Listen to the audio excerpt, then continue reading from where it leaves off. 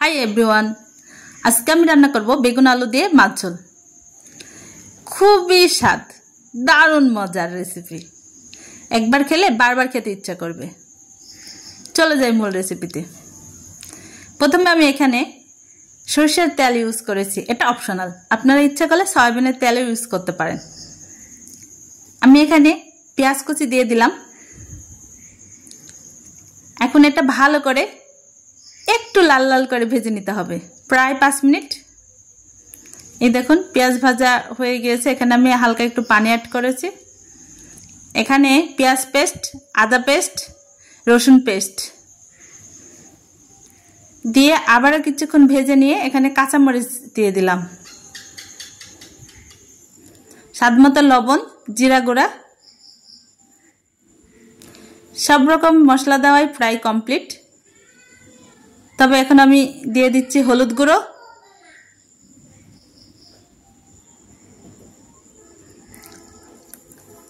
মরিচ গুঁড়ো, মরিচের গুঁড়ো স্বাদমতো, যে যেরকম ঝাল পছন্দ করেন এবং গুঁড়ার ঝাল অনুপাতে। এখানে আমি 5 মিনিট ভেজে নিয়ে একটু হালকা পানি অ্যাড করে দিলাম। মশলাগুলোর উপরে যখন তেল উঠে আসবে তখন আমি মাছগুলো দিয়ে দিচ্ছি। মাছগুলো ভালো করে কেটে নিয়ে লেবু লবণ দিয়ে ওয়াশ করে রেখে দিয়েছিলাম।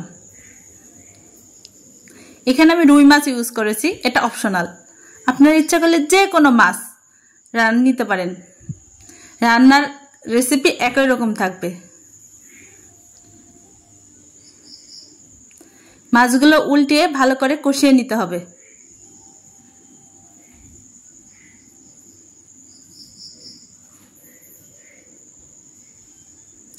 আমি একটু হালকা পানি অ্যাড করে দিলাম, মাছগুলো কষিয়ে নিতে সুবিধা হবে। মাছ যত ভালো কষানো হবে খেতেও কিন্তু টেস্টি হবে, না হলে কাঁচা কাঁচা গন্ধ করবে। কষানো কমপ্লিট। এখন আমি এগুলো উঠিয়ে নিচ্ছি।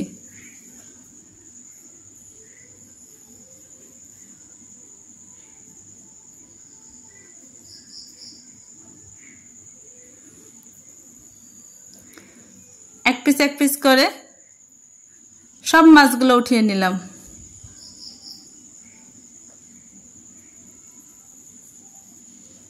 এখন আমি বেগুন আলু দিয়ে দিলাম। আপনারা সবাই খুব ভালো করে জানেন বেগুন কাটার পরে কিছুক্ষণ পানিতে রেখে দিতে হয়, তাহলে বেগুনের কষটা চলে যায়, তরকারির রং কালো হয় না। এখন কিছুক্ষণ আমি ভালো করে কষিয়ে নেব।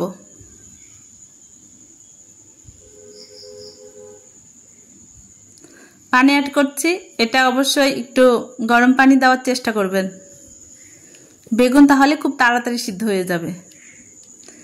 বেগুনগুলো বেশি কষাবেন না অবশ্যই, কারণ এই রেসিপিতে একটু হালকা কষিয়ে নেবেন।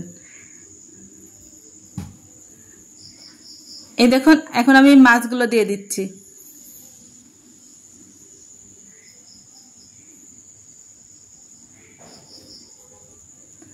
ভালো করে নাড়াচাড়া করে মাছগুলো একটু ঝোলের মধ্যে ডুবিয়ে দিচ্ছি, তাহলে মাছগুলোর স্মেল তরকারির মধ্যে যাবে।